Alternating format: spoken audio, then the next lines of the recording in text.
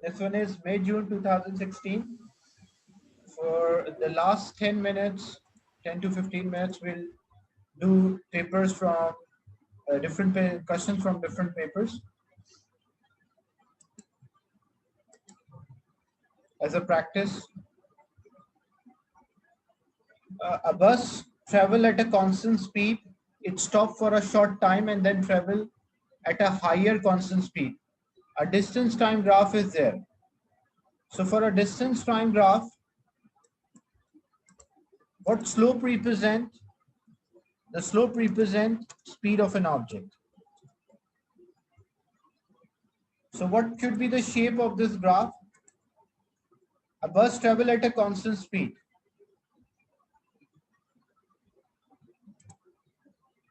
What could be the shape, the starting in the beginning? A bus started with a constant speed, then it stopped, and then higher constant speed.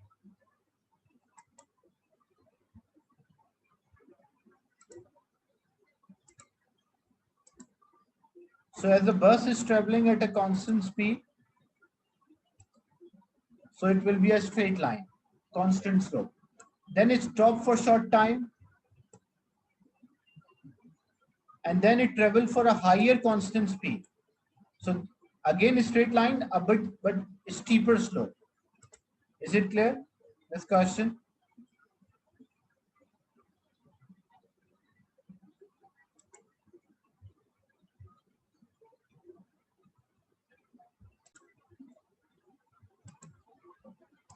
For the next part, a lift or an elevator starts from rest at the ground floor of a building. Figure 1.2 is a speed time graph for a motion of the lift to the top floor of the building. So lift is actually, or elevator started from the bottom. So there's an elevator which started at the bottom and it moves upward to the top, and this is a speed time graph for the motion of the elevator or the movement of the elevator. The question is, use your graph, find the distance from ground to the top floor. So speed time graph, how we can find a distance? For a speed time graph, how we can calculate the distance traveled by the object? So we'll use the area under the graph. So what we can do, we can divide this into triangle and rectangle, or we can use a trapezium.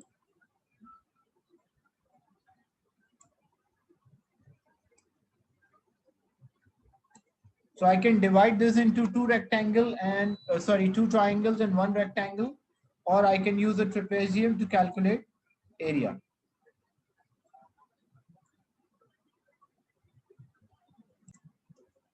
So you will calculate area under the graph. So it will be half base into height.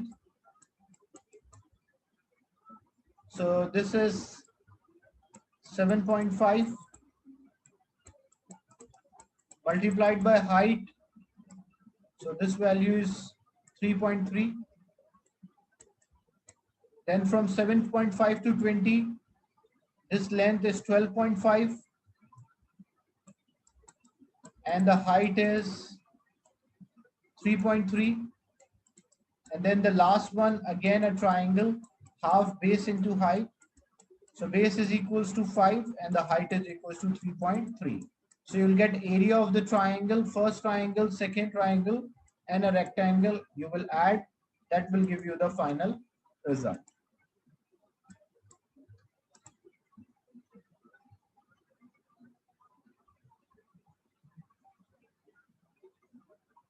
Figure 2.1 shows a dummy of mass 70 kilogram used in a crash test to investigate the safety of the new car. The car approaches a solid barrier at a speed of 20 meters per second. It crashes into a barrier and stops. So when it stops, the final speed is 0. Calculate the momentum of a dummy immediately before the crash. So before the crash, if the car is moving with 20 meters per second, the dummy is also moving with same 20 meters per second. because the movement of the car and the movement of the dummy is in the same direction, and dummy is inside the car. So if the car is moving with 20 meter per second, the dummy is also moving with 20 meter per second. So the formula, the question is calculate the momentum of the dummy. So mass of the dummy is 70 multiplied by speed at which the dummy was moving, it's 20. So 70 multiplied by 20, 7 multiplied by 2 is 14, sorry. 7 multiplied by 2 is 14, and then two zeros are there. So 1400 kilogram meter per second. Is it clear? This first part.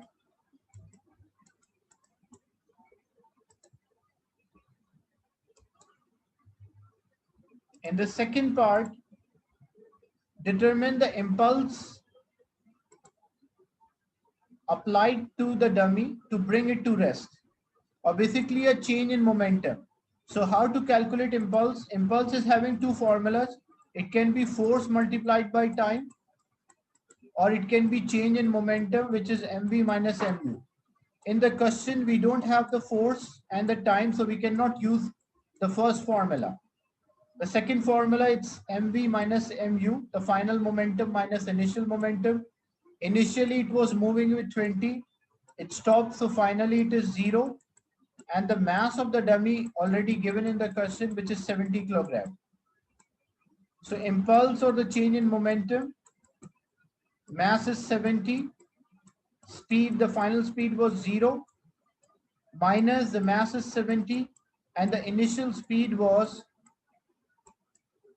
20. So when you solve, you will get minus 1400. Unit of impulse is Newton second or kilogram meter per second. Yes, Hafiz, that's correct. 70 multiplied by 0 minus 70 multiplied 20, which is 0 minus 1400 equal to minus 1400 kilogram meter per second or Newton second. Is it clear, the second part? Any doubt?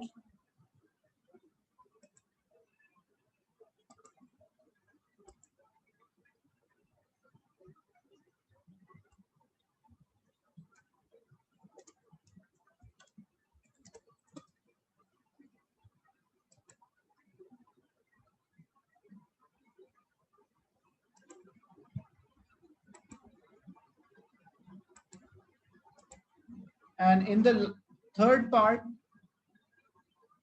in the car, in the crash test, the passenger compartment comes to rest in 0.2 second. Calculate the deceleration. How to calculate a deceleration? It's a change in the velocity divided by time. Because in the question they mentioned initially it was moving with 20 and the finally it stopped, so final is 0. And the time interval is given, which is 0.2. So final speed is 0, initial speed was 20, and the time interval is 0.2.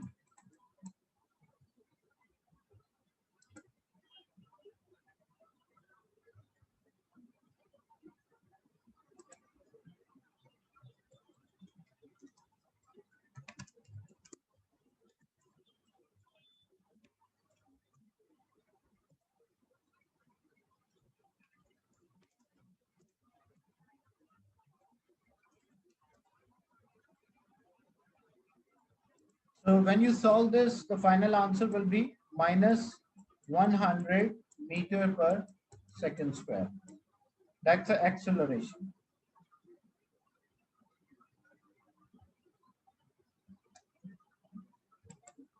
And the last part,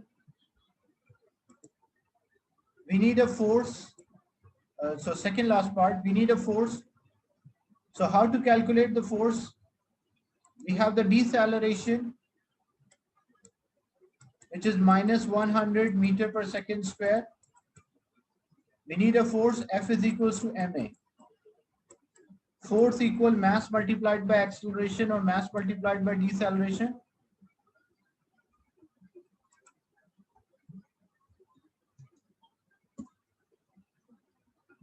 So force is equals to mass 70 multiplied by deceleration is minus 100.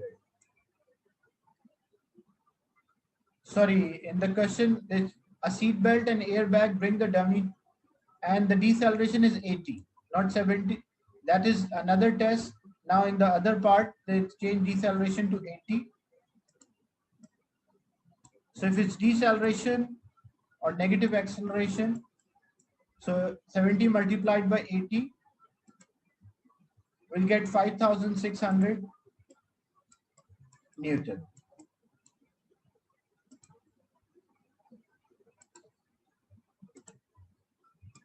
And in part D, the deceleration of a dummy is less than the deceleration of a passenger compartment.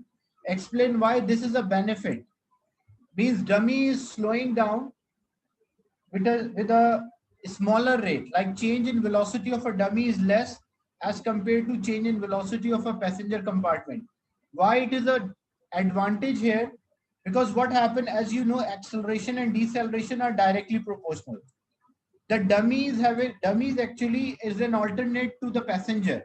So if a dummy is having a smaller deceleration, so passengers will also, due to seat belt and airbag, the passenger deceleration will be less. If passengers deceleration is small, they will experience less force. So if they will experience less force, it will reduce the chance of getting injury.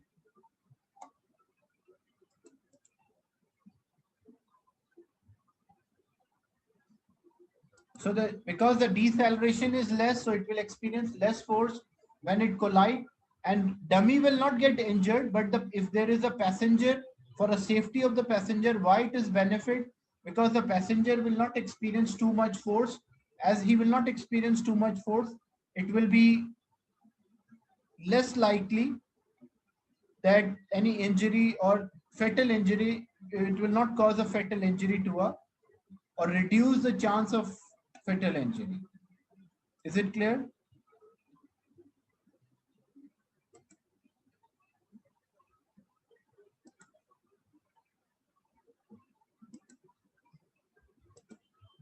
So I will end the session.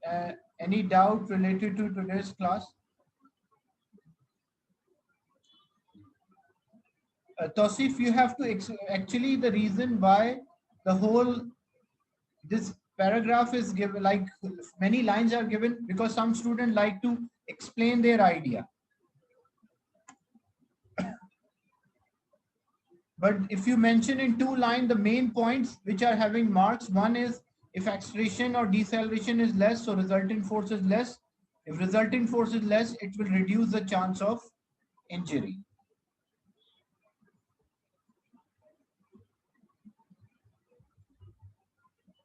Any doubt related to today's class?